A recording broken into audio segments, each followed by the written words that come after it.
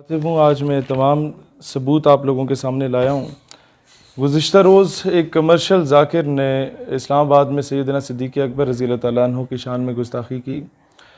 पाकिस्तान एक nuclear state है और ये वाहिद इस्लामी रियासत है जो इस्लाम के नाम पे बनी और मुसलमानों की वाहिद एटॉमिक पावर रखने वाली ये रियासत है जिस पे इज़राइल, अमेरिका, इंडिया और तमाम anti Pakistan, anti Islamic element जो दुनिया में काम कर रहे हैं उनकी हतल वसा कोशिश है कि पाकिस्तान को डिस्टेबलाइज़ किया जाए, पाकिस्तान को लसानियत की बुनियाद पे तकसीम किया जाए, पाकिस्तान को सूबाइयत की बुनियाद पे तकसीम किया जाए और पाकिस्तान को फ़िरका वाराना फसादात की भेंट चढ़ा दिया जाए। ऐसे में ही कुछ ऐसे तमाशबीन, ऐसे लोफर लिफंगे, ऐसे बदजात और ऐसे नाजायज़ औलादें पैदा की जाती हैं जिनको भेजा जाता है मुख्तलिफ़ जगहों पर फ़िरका वारियत फैलाने में और पाकिस्तान के लोगों को आपस में तकसीम करने में और मुसलमानों में इंतशार फैलाने में, मुसलमानों की दिल आज़ारी करने के लिए ऐसे लोगों को भेजा जाता है। और उसकी सबसे बड़ी वजह क्या है, ये गुस्ताखी क्यों की गई? क्योंकि इससे पहले कानून अमल में नहीं आया। इससे पहले कई केसेस रिपोर्ट किए गए, FIA के साइबर क्राइम विंग में पाकिस्तान टेलीकॉम अथॉरिटी को साथ भेजा गया, लिंक्स उनके ब्लॉक हो जाते हैं, वो लोग पकड़े नहीं जाते।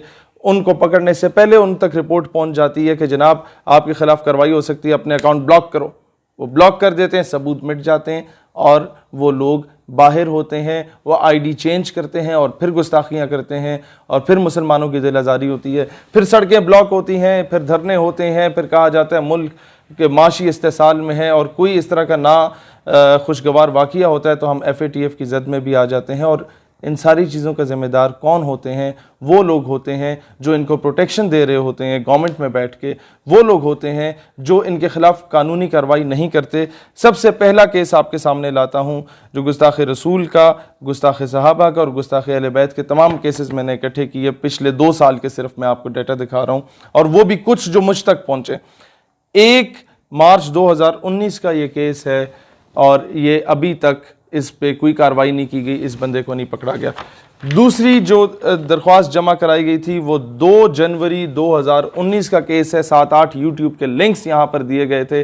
वो बंदा जो था वो अभी तक बाहर है, उसके खिलाफ कोई, मैं नाम इसलिए नहीं ले रहा क्योंकि ये लोग जिनके नाम लिए जाएंगे वीडियो में ये फिर बाहर अज़ालम के लिए अप्लाई करके बाहर दफ़ा हो जाते हैं और अमरीका और तमाम मुल्क दुश्मन अनासिर इनको पाल पोस के बड़ा करते हैं, जिस तरह कादियानियों के साथ हुआ, इसी तरीके के दीगर कुफार के साथ भी किया जाता है।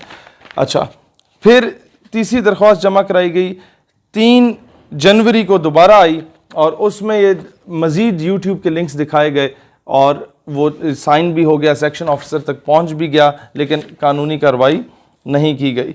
फिर जनाब अगला केस आपके पास आता है 21 मई 2020 का, जिसमें रसूलुल्लाह अलैहिस्सलाम की शान मुबारका के ख़िलाफ़ और सहाबा कराम के ख़िलाफ़ शदीद गलत किस्म के अल्फाज इस्तेमाल किए जाते हैं। ये केस तब का है और इस पर भी कोई कानूनी कार्रवाई अभी तक नहीं की गई। अच्छा जी, फिर केस आता है जनाब 4 जून 2020 का, जिसमें ये सारी चीज़ें सामने लाई जाती। 298C का केस है, ये जमा कराया जाता है बखिदमत जनाब chairman Pakistan telecommunication authority Islamabad और इसके बाद ये FIA को जमा कराई जाती है इसकी कॉपी।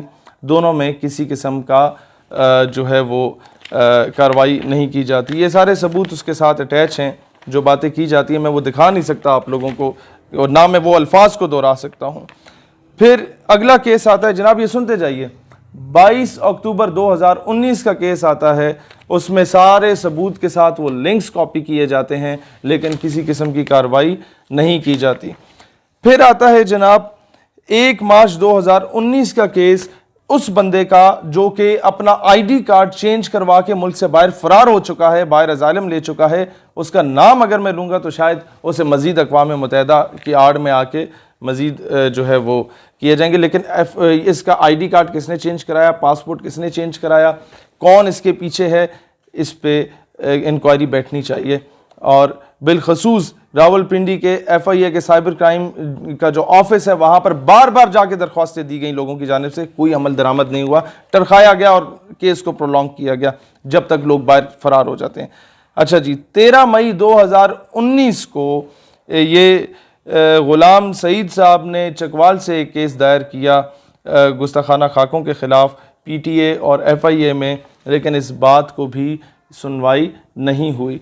अगला केस आ जाता है जनाब ये, इसमें डिस्ट्रिक्ट मजिस्ट्रेट इस्लामाबाद की जानिब से भेजा जाता है FIA और PTA को ये केस, और अब 22 अप्रैल 2019 का, और सिग्नेचर्स के साथ, सारे स्टैम्प के साथ अभी तक कोई कार्रवाई नहीं की गई। फिर जनाब अगला केस आता है आपके पास 11 जुलाई 2019 का, उसमें भी, और इस पे लिखा हुआ है द मैटर में बी असाइन टॉप प्रायोरिटी, और ये भेजा जाता है government of Pakistan ministry of interior से, ये आपके इंटीरियर मिनिस्टर की जानिब से भेजा जाता है, और जो भेजता है वो ये आपके सामने है, लेकिन कोई कार्रवाई अभी तक नहीं हुई। 11 जुलाई 2019 की बात थी और अभी 2020 का अगस्त चल रहा है जनाब। फिर आता है आपका 29 अप्रैल 2019 का केस, अभी तक किसी किस्म की सुनवाई नहीं की गई। फिर जनाब आपके पास आता है ब्लास्फेमस कंटेंट का केस, PTA की जानिब से भेजा जाता है, रेफ़र किया जाता है मिनिस्ट्री ऑफ इंटीरियर को, और मैं अभी उन लोगों के नाम नहीं लेता, उनमें से क्या पता कोई बेगुनाह भी हों जिन ऑफिसर्स के पास गया, लेकिन जनाब जब 1.5 साल हो गया है ना, तो फिर मुझे मजबूर ना करें, अगली बार मैं नाम लेने पे भी मजबूर हूँगा। 15 जुलाई 2019 का केस है, अभी तक कोई सुनवाई इसकी नहीं हुई, और मतलब गुस्ताख रसूल या गुस्ताख साहबा, गुस्ताख अहले बैत जो हैं उन्हें गिरफ्तार नहीं किया गया। और आखिरी केस है 17 अप्रैल 2019 का, महकमा औकाफ की जानिब से भेजता है FIA के साइबर क्राइम विंग में, वो जनाब उसकी कोई सुनवाई नहीं होती। ये आपके इस्लामाबाद के वो केसेस हैं जिन पे सुनवाई नहीं हो रही, और जब इन पे सुनवाई नहीं होती तो लोगों को मौका मिलता है कि हमें तो लगाम डालने वाला यहाँ पर कोई मौजूद है ही नहीं, लिहाजा किसी भी सहाबी रसूल की या अहले बैत कराम अलैहिस्सलाम में से किसी की शान में या रसूलुल्लाह अलैहिस्सलाम की शान में अगर कोई गुस्ताखी करता है तो वो खुलेआम करता है, उसे इस चीज़ का खौफ नहीं होता कि हमें पकड़ा जाएगा या नहीं पकड़ा जाएगा। 2-4 केसेस इस तरह के होते हैं जो कि बहुत हाई लेवल के उस अवाम में चले जाते हैं और अवामी दबाव के अंदर आके गवर्नमेंट शायद कोई एक्शन ले ले, अदरवाइज कोई सुनवाई नहीं होती। फिर कोई कानून हाथ में लेता है तो कहा जाता है तौहीन अदालत होती है, कानून हाथ में नहीं लेना चाहिए। लेकिन इस पे देखा जाए कि गवर्नमेंट में या इदारों में या महकमों में कौन कौन से ऐसे सिंपथाइजर्स मौजूद हैं जो ऐसे लोगों की प्रोटेक्शन कर रहे हैं।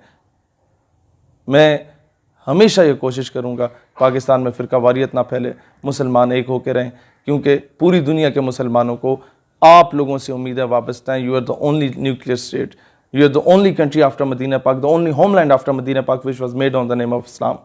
पाकिस्तान हमेशा जिंदाबाद।